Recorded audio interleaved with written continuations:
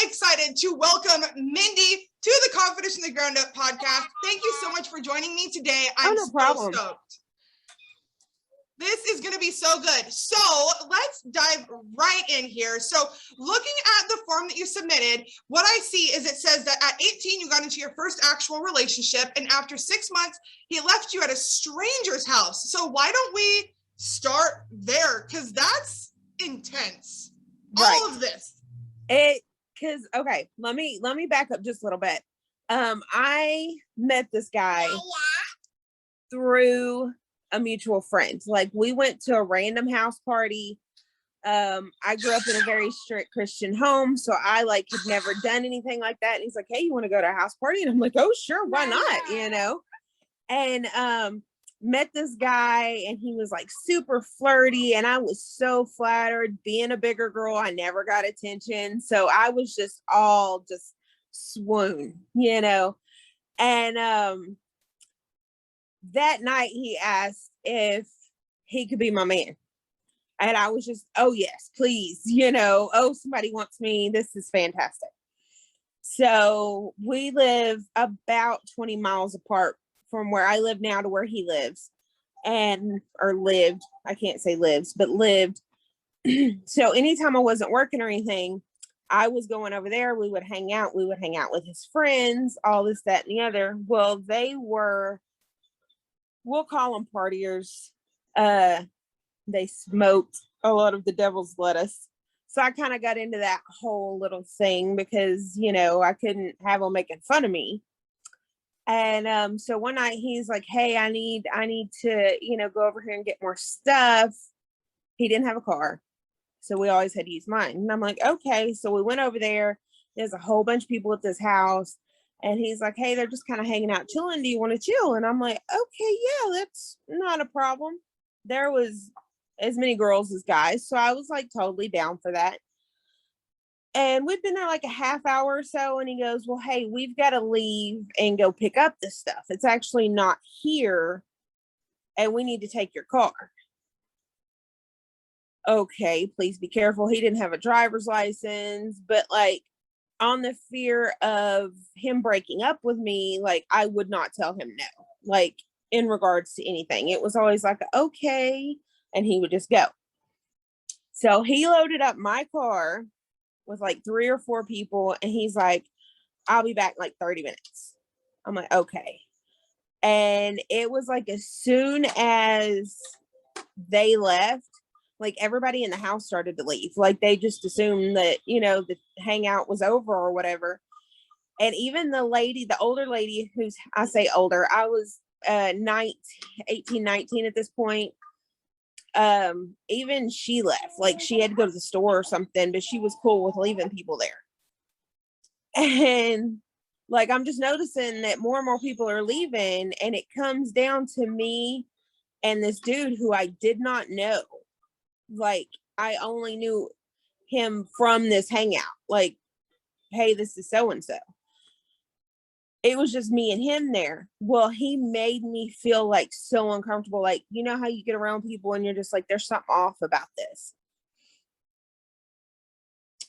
I had a cell phone. Of course, you're talking, this is 2000. It wasn't cheap to have a cell phone then. And I still called an older friend of mine who I would stay with sometimes. And I'm like, "Hey, look, I'm at this place. There's just me and this guy here. He's creeping me out. Will you talk to me?" And she said, "Yes."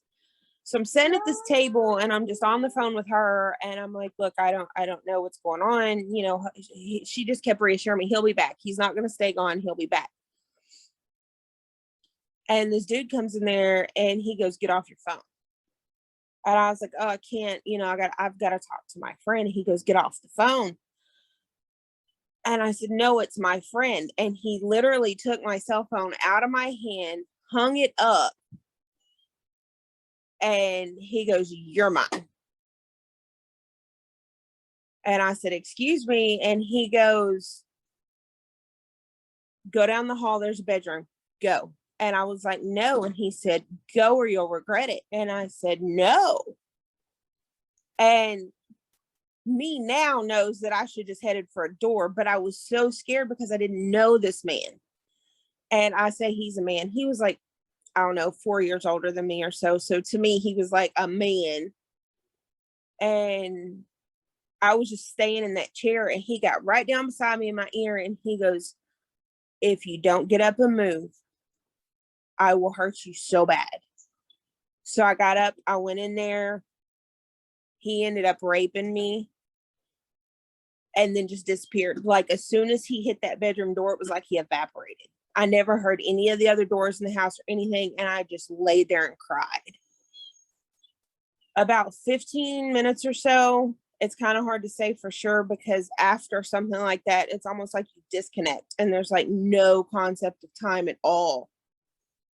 I hear people in the house, and I get up and I'm like pulling clothes and all that. And I go out there, and part of the people he was with was in the house. And I said, where is he? And they said, oh, he's still in your car with so-and-so. And I went out there and I told him, I said, we need to leave now.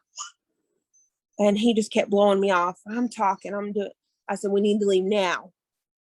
And up until that point, I'd never gotten like the least bit forceful about anything.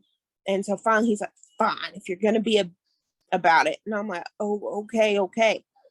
We got in the car, we started the road, and I just fell apart and I started crying again. And he said, what's wrong with you? And I was like, you know, that dude, he was wearing this, that, and you called him this. And he's like, what about him? He's my dog. And I'm like, he just had sex with me. And he goes, oh, so you're already giving it up? I said, no. He forced me, because I couldn't bring myself to say the word rape. And he looked at me, and we'd only been dating, like I said, maybe 6 months at this point.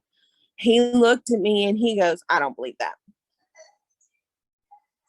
And I said, excuse me?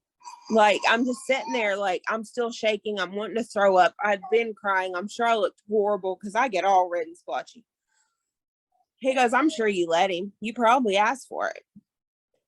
And like, any time after that, if we had an argument, I was a whore. I was, peddling myself out to his friends. Like, I spent years believing it was my fault, that I had done something. I had put off the wrong vibes. I had asked for it the way he made it out. And I never told anyone other than him. I was 34 years old before I was able to tell my mother. And like, she cried and sobbed, because she knew I wasn't running around with the best people, and I was putting myself in bad situations, but she didn't know what had happened.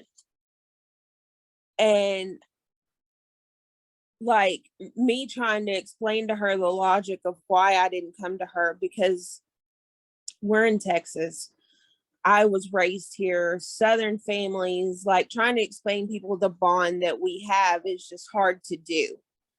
I've always been super close with my family, and the fact that I felt like I couldn't even go to them because I was afraid I would pour all this out, only to be told, well, if you hadn't been hanging out with those people, if you hadn't been in this place. And I couldn't deal with hearing it was my fault again. And it finally, I had to tell her, because I had to tell her I had PTSD from the relationship, and trying to explain to her how I had the PTSD and everything. That part of the story had to come out, because that's where it started for me. And why I didn't leave him at that point boils down to, I was the fat girl. I'd been bullied all through school. People made fun of me because of my religious preferences. They made fun of me because of my weight. Like, I had glasses, like all the things that bullies seek out to pick on people about. It started in first grade and didn't stop till I graduated. So I needed some sort of validation, and I felt like I was getting that because I was in a relationship, and he had to care about me or he wouldn't want to be with me. I stayed. He would disappear. Like, we'd have plans. I would get off work 45. I worked 45 minutes away from him. I would get off work 11 or 12 o'clock at night. I would drive all the way to where he was supposed to be, his mom's house, a friend's house, whatever. And he wouldn't be there. And I would stay and I would wait and I would wait. And if I couldn't find him, I'd start going to the places that I knew he hung out. Hey, have you seen him? Have you seen him? And they'd, no, we haven't seen him. No, we haven't seen him. And then I would get scared, not because I thought something was wrong with him, but I knew that me not being with him would somehow be my fault. Another red flag that I should have picked up on. But again, I was convinced that I was thinking stuff up, like I was making too much of something that wasn't important. Just like any reason that you could wrap your head around. He loves me. He does. He told me he's never been in a serious relationship. I haven't been in a serious relationship. Maybe I just don't know. Maybe you have rough patches. Like, all the logic and reasoning that you could try to weigh through yourself to make things okay. We had been together about a year and a half, on again, off again, because he'd get mad and break up with me. And then a few days later, he would call me, apologize. I would cave because I was convinced that we were in love. About a year and a half into the relationship, it would be 2 years total, year and a half after the rape and the assault happened. We were out driving. Is the middle of the day. We were going from a friend's house back to his mom's. And it was just one of those days. I hadn't slept good. I was PMSing. Like, it was just one of those days, where you don't have any tolerance for anybody's BS. And he was just being really snippy. And he just kept talking. And he was like talking down to me. And I would ask him, well, why did you say that? And he'd look at me and go, I didn't say that. Well, now we all know that's gaslighting. But then there wasn't a term for that. And he was so good at taking, I would say, why did you do this? Or why did you do that? And he'd go, I didn't do that. I never said that. He legit made me feel like I was losing my mind.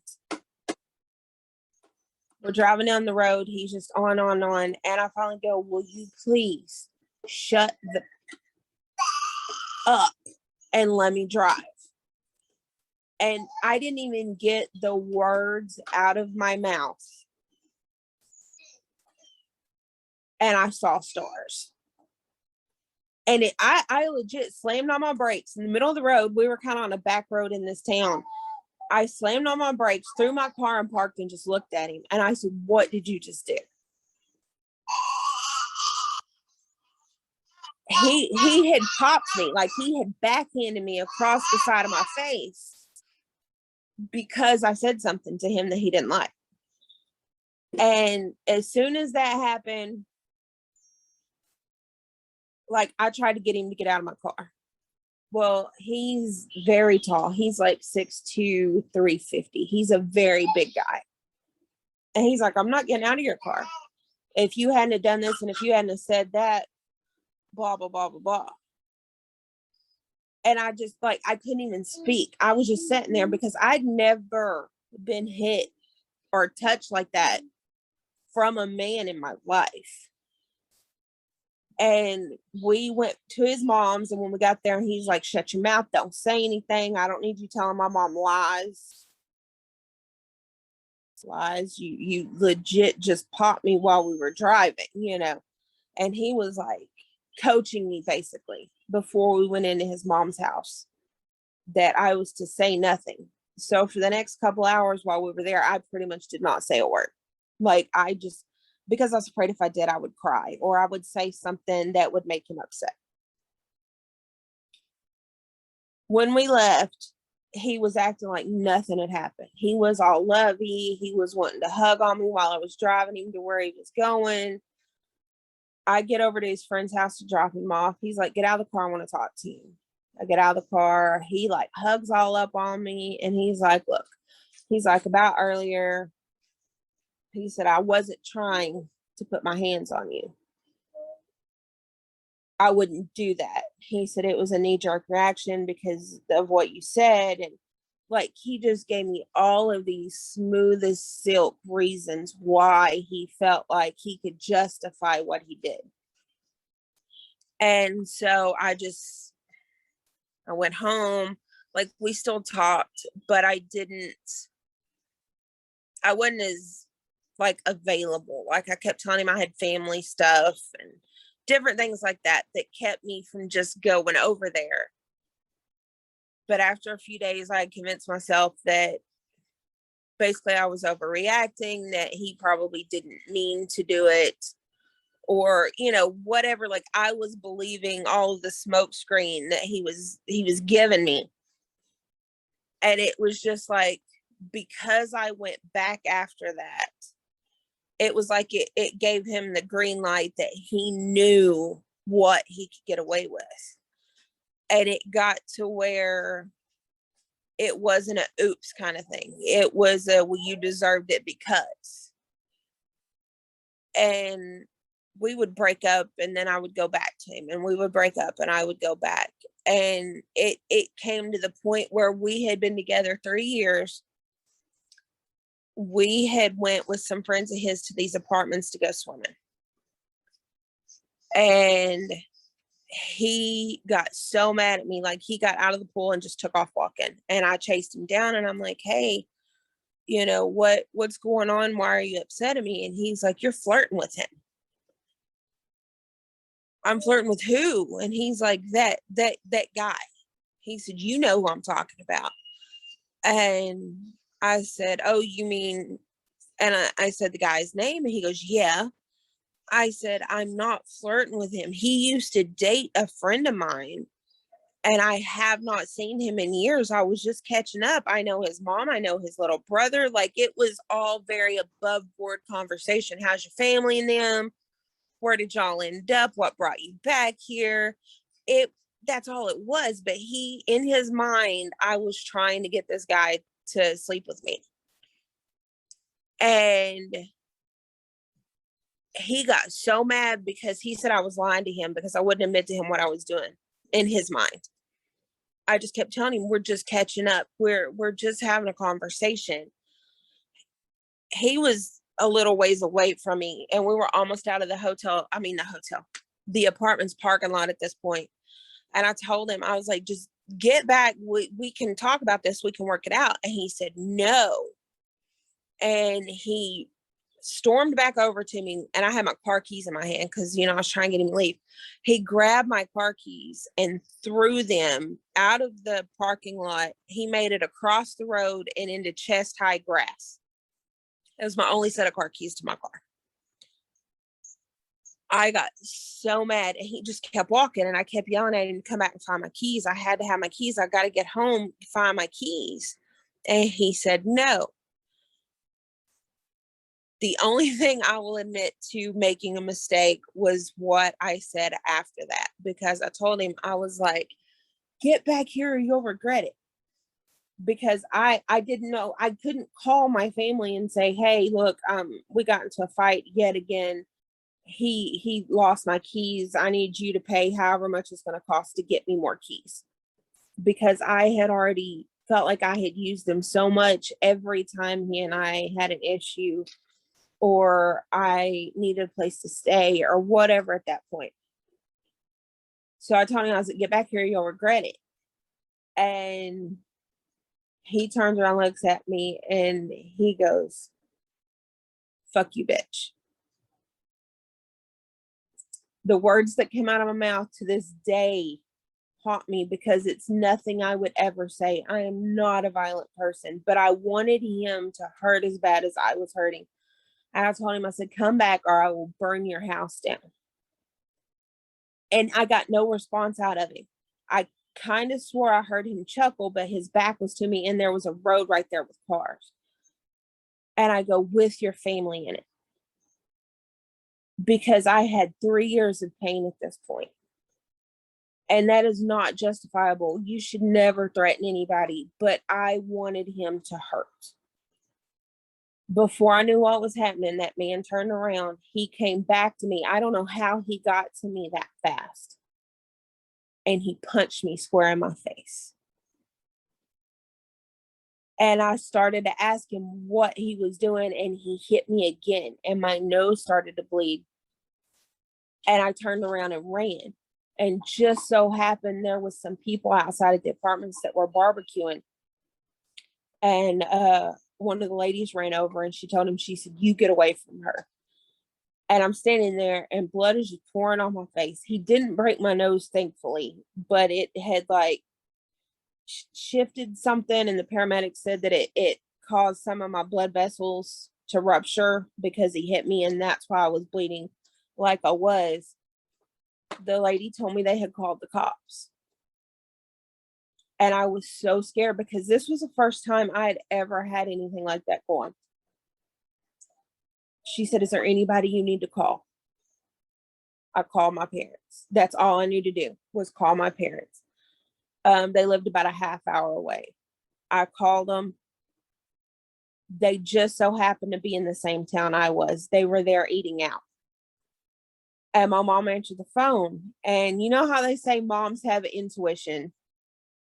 Soon as she picked up the phone, there was no "Hey, Mindy." There was no "Hey, love." None of the stuff. She answers the phone and she said, "What's wrong?" And I just started bawling. And I was like, "Mama, he hit me. He hit me." That's all I was able to tell her. And I heard her say, "Curtis, pay now. We've got to go."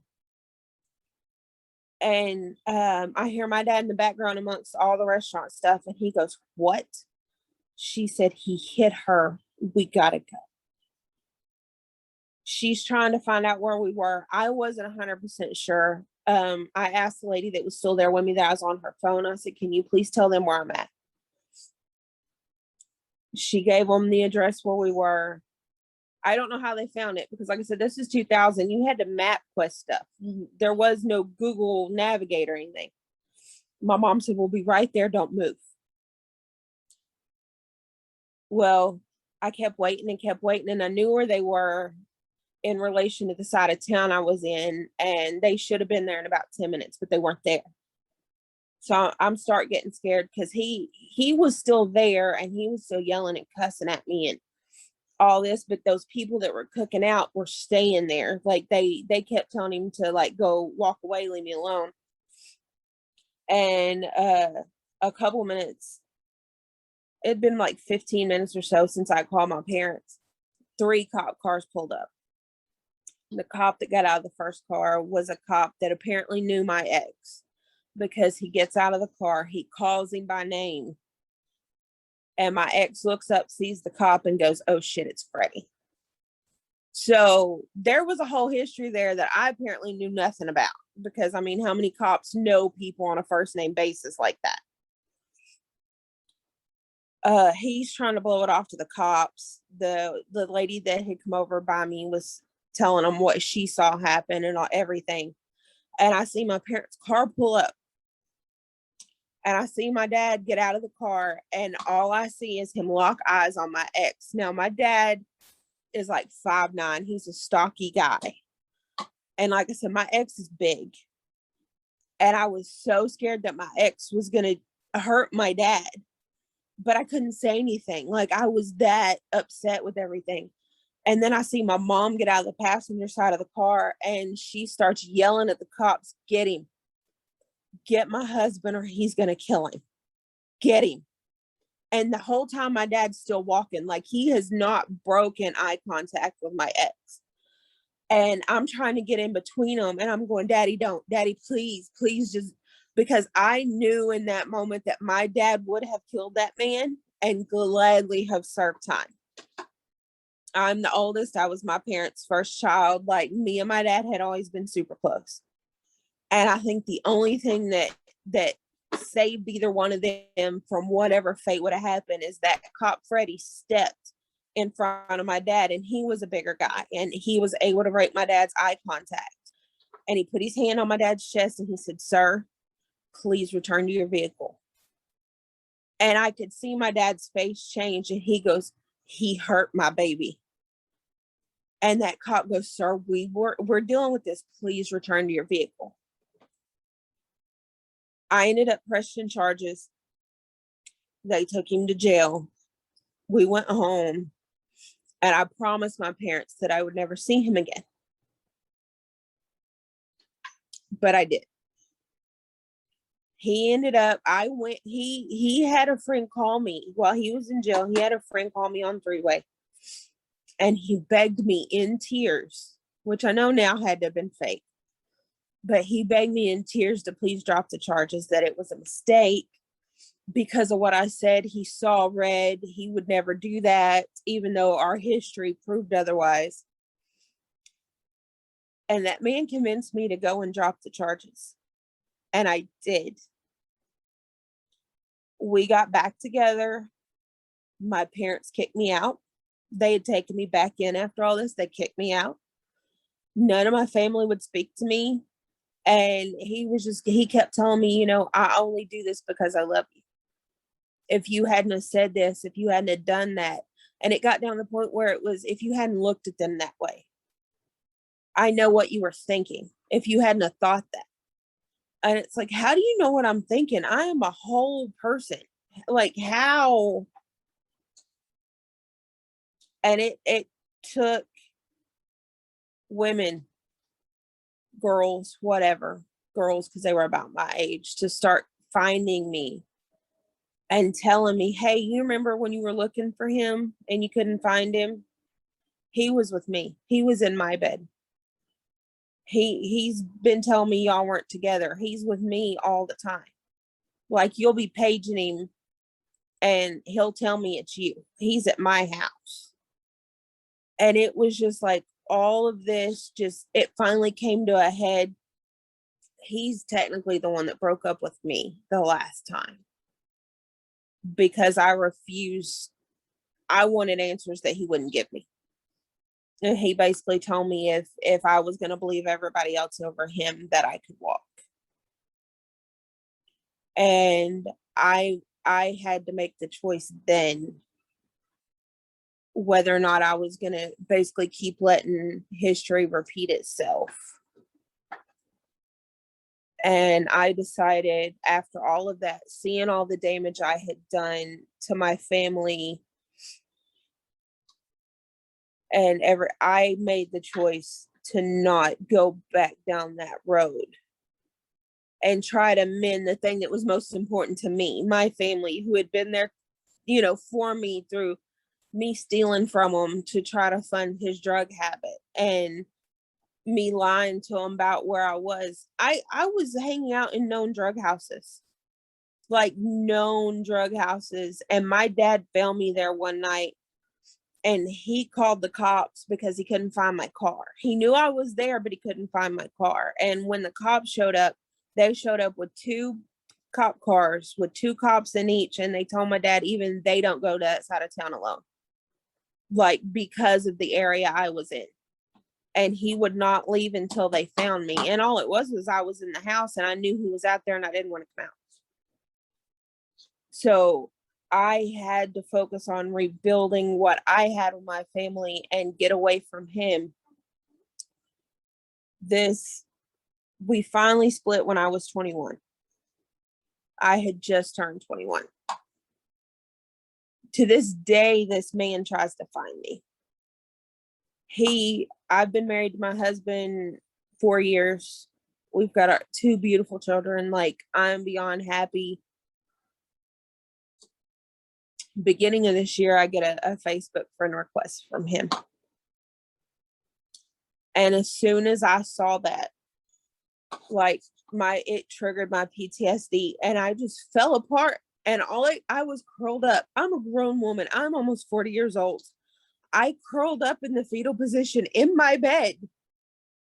And I couldn't even talk to my husband because the entire relationship was just playing through my mind over and over and over, from the rape to the way it ended. And my husband's like, talk to me, just talk to me, explain to me what's going on. And trying to explain something like that to somebody. And I told him, my husband, when we started dating, I said, I'm just letting you know I'm broken. I am so broken. and excuse the term, but I am so fucked up. Like, you will have to be very patient with me. And I had to break down and tell him everything. Like, he knew parts of it, but like, he didn't know all the details. And my husband sat there and cried and held me. And he told me, he said, don't ever let me see him, because he needs to pay for what he did to you. And of course, I when I got calmed down and I was able to like breathe, and I had told him, I said, look, I know that we end up in that town where the last we knew he lived. And there's always this much of a chance that we will happen to be in the same place at the same time, but I will never tell you he's there. And he kind of got upset with me. He's like, why? I said, because I don't want to lose you. Like, a fight, a jail time, like it's kind of a running joke now that I don't have bail money. You know, whenever he thinks that something, is that him? No, when we don't have bail money, you know.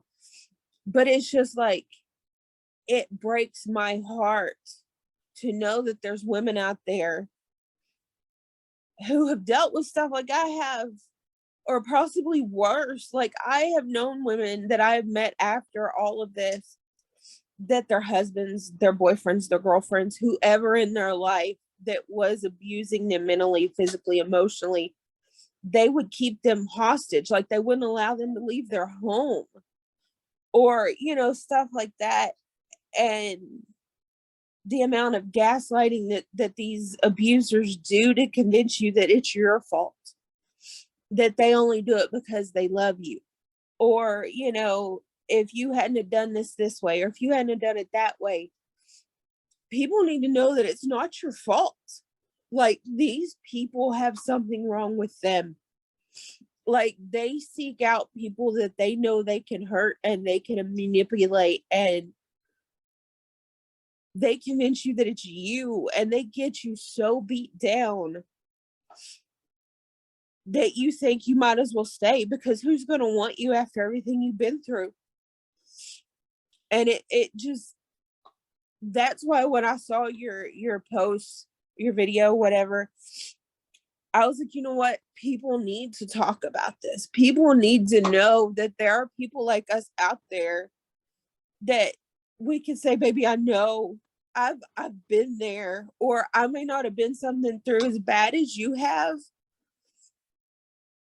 but I will still be here. There's, you know, I will be somebody's sister, somebody's mama, somebody's best friend if they need a shoulder to cry on, because nobody should have to go through this stuff alone and think that there's no way out, or contemplate suicide because of everything this person's put them through. They think nobody's ever going to want them, because who's going to want to deal with all that baggage?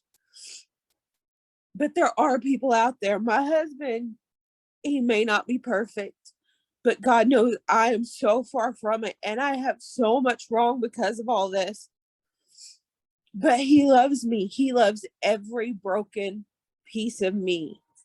And everybody deserves to find that somebody that can try to help them heal and try to help them understand. And I don't mean like run to somebody now, because you've got to do a certain amount of healing before you can get into something like that. But people don't have to stay in those situations. And I think that if we can raise our voice enough and make it to where it's not taboo to ask for help, even if it's a complete stranger and you just happen to hear that people are having a meeting, I don't care what it is, randomly find somebody in a store and tell them, I need help me. I don't care if you're afraid they're going to talk about you, if they're going to think you're weak, whatever.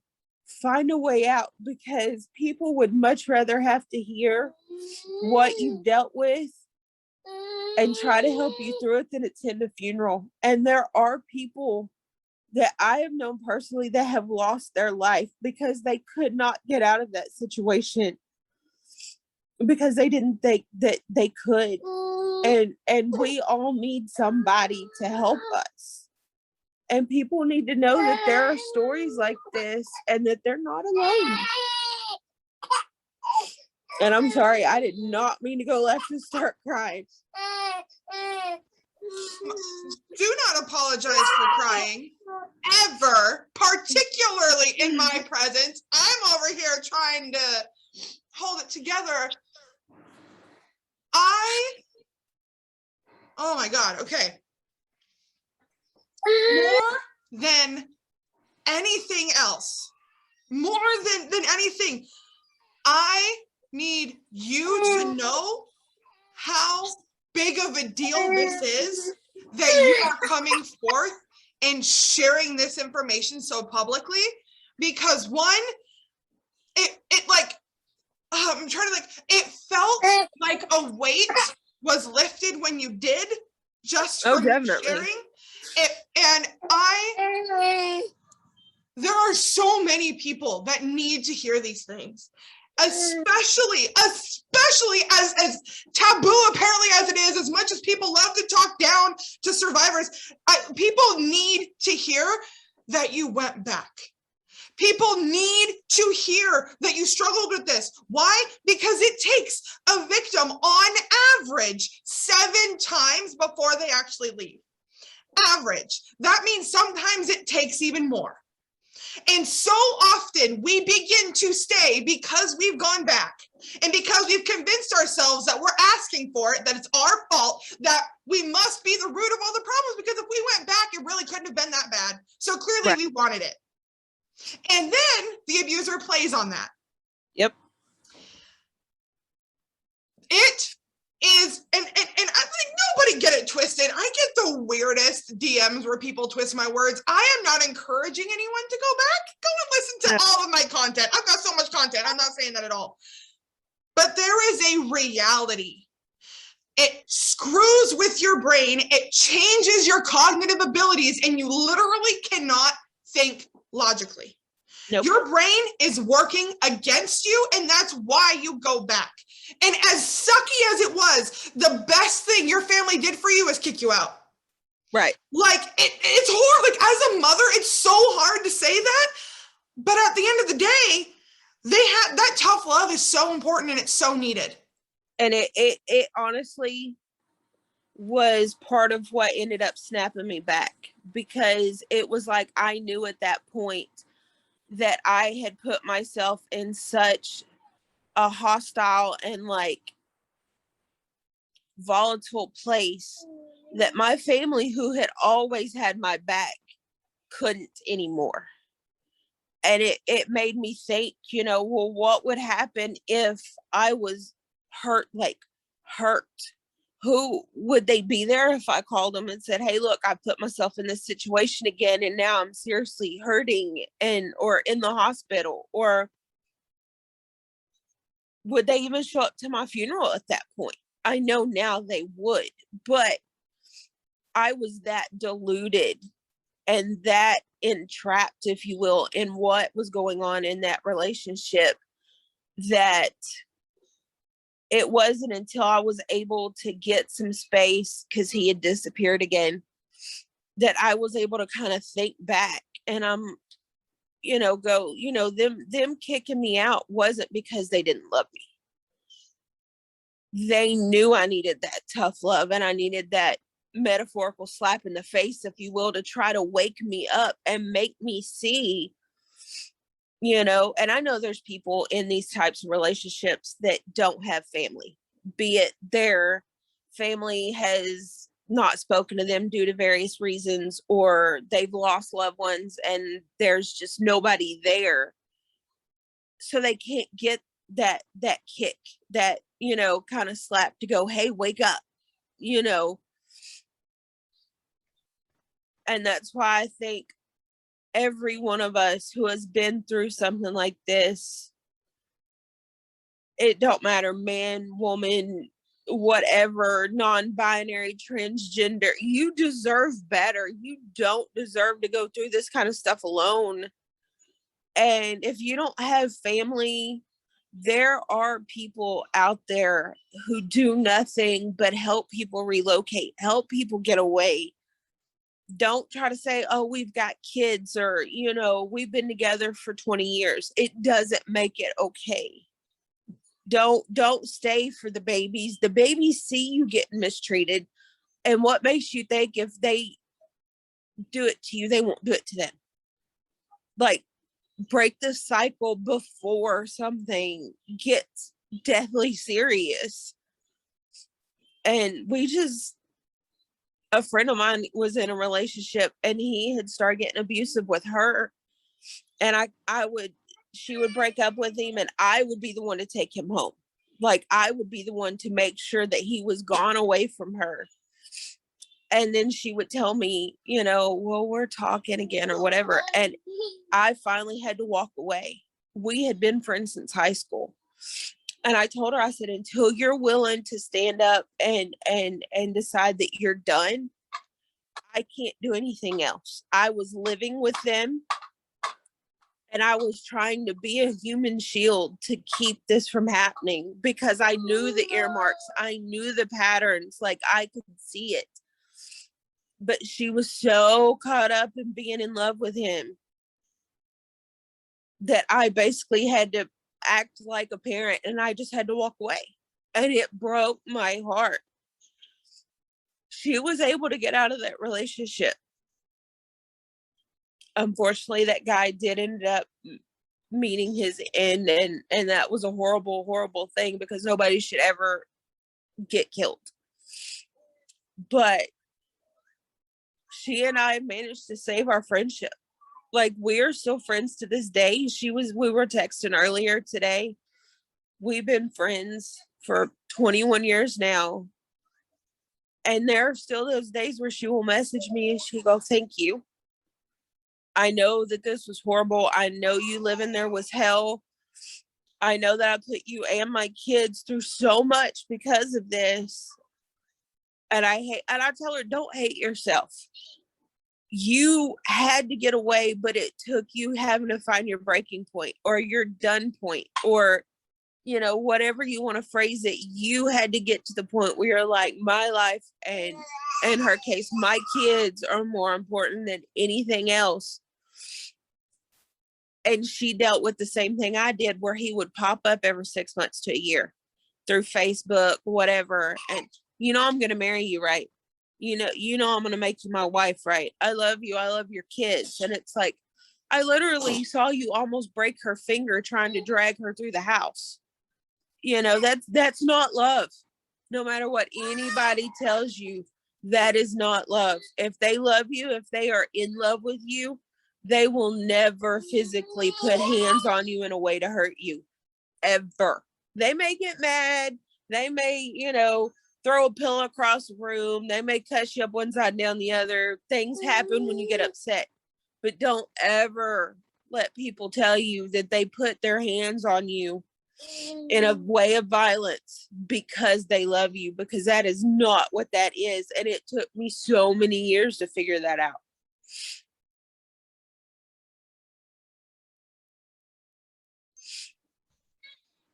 Everything you just said is a mic drop. Like, I wish my dead mic was unhooked so I could actually drop it. Like, it could be my mic drop mic now.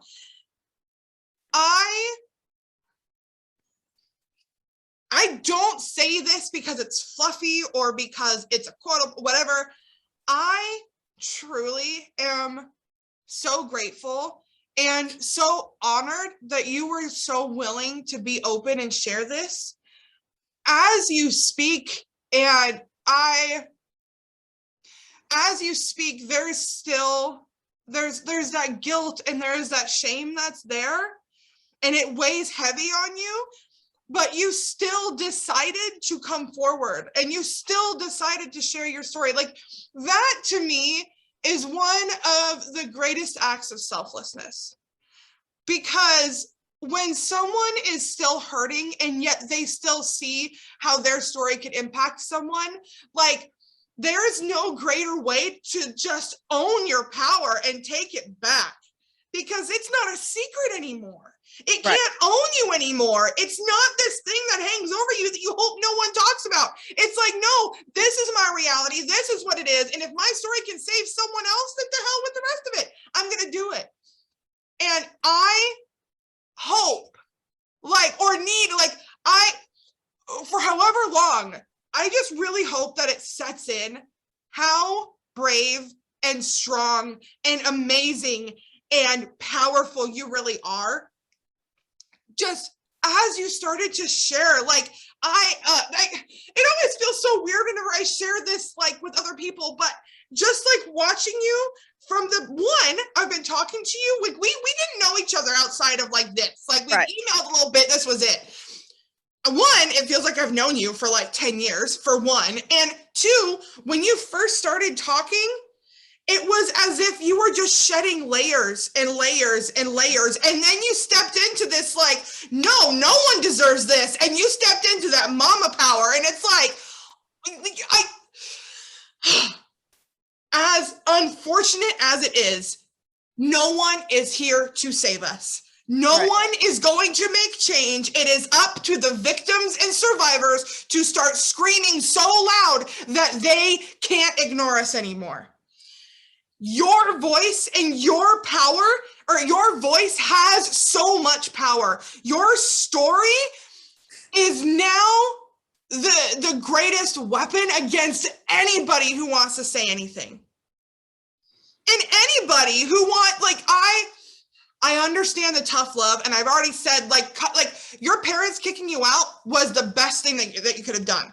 Yeah. But outside of that, for people who have not gone through this and want to judge people, don't open your mouth until you go and understand trauma psychology. I've got lots of videos on YouTube. Go pick one, watch it. Abuse changes your brain.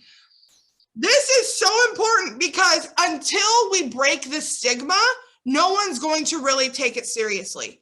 Exactly. And the thing that breaks my heart and blows my mind are the number of people walking around not realizing that they were a victim of abuse or they are a victim of abuse. They think it's normal and they think it's okay.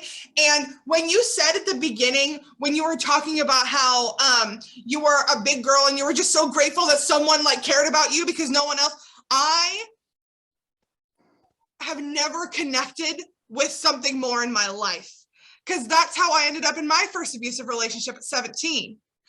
Because I was just oh, wait a minute, someone actually wants me?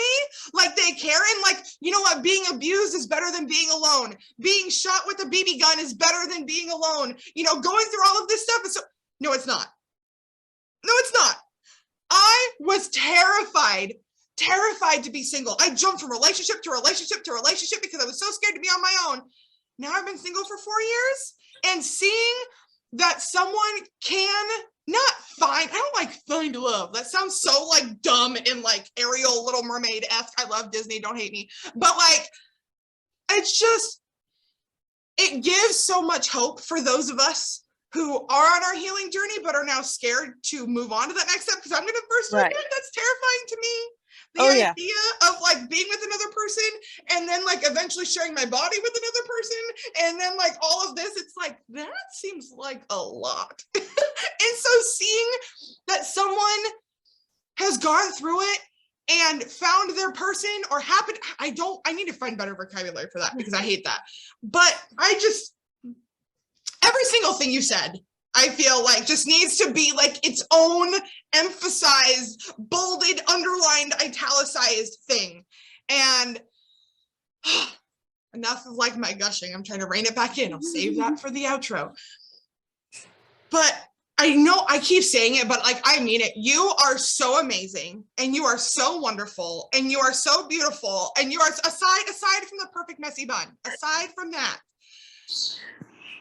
just your openness and vulnerability. I need better words. I'm so good with words until I need them. When I'm by myself, I have the best words, and me and myself and I have the best conversations. But now I'm trying to talk to a person and there's no words in my brain. But I'm so blown away. And I think it's so cool. I hate that word. I gotta find a thesaurus. I need to like have it open. But I as well, there are so many people that I know that didn't make it out alive from the relationships. And my biggest thing was for me is like, I'm just so grateful that I'm here. I'm so grateful that I get to experience my son. I'm so grateful that I get to experience this life, because there was a time where if he wasn't going to do it, I was going to do it. And I was ready to not be here. And the fact that we fought through and we're here, and that you're sharing your story so openly, like no one's obligated to your story. No one no one deserves your story. Not a single person. You don't deserve mine. I don't deserve yours. But when someone comes forth and openly shares, there's so much power behind that. And like the anime nerd in me just sees the light flowing and like the light in the body and all the power centering. Anyway. Are you trying to tell me I went Super Saiyan? I actually haven't seen Yu-Gi-Oh! But no, it's not Yu-Gi-Oh! That's Dragon Ball Z. Dragon Ball Z. Man, yeah, no, don't tell my friend I just confused those two. I'll get beat. But yes, essentially, I was thinking more like Naruto, Rasengan sort of thing. But I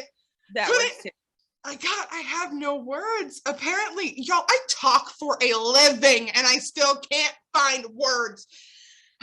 But anyway, aside from my ridiculousness, aside from everything that you've already said, which is so much, if you could say one thing to the person who just got out of the relationship, what would you say to them? Take time for you. Rediscover who you are, what makes you happy, and try to heal. Like you need that time. I know it feels like you need somebody to cling to and somebody to be there. And I'm not saying friends. I mean like a significant other, because a lot of us perpetuate that cycle of relationship hopping.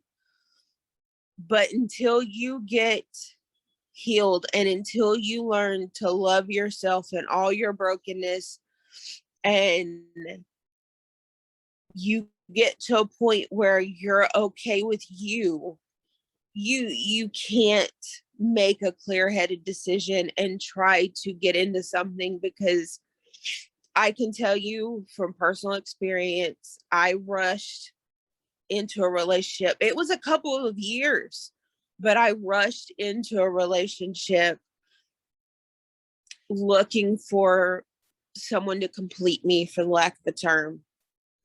And I actually ended up sabotaging that, because then I kept looking for stuff that wasn't there. Just a simple disagreement over a matter of opinion, I would blow into something because I was trying, I would see, thinking the abuse was coming. And people are going to have disagreements, but because I wasn't healed. I got out of that relationship when I was 21. I did not meet my husband till 2016.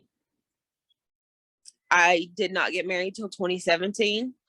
We had our daughter at 2019 and our son last year.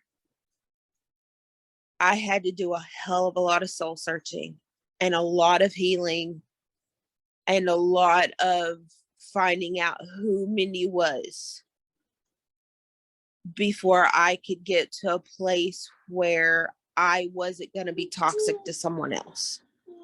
And that is what I beg people to do, is focus on you. Find your truth. Heal everything that you can heal, however you need to do it. Yoga, therapy, go see a shaman, like find your Wiccan, whatever, a voodoo doll, like whatever you need to do, whatever works for you. If that means you pack up and leave everything you know and move across country, do it.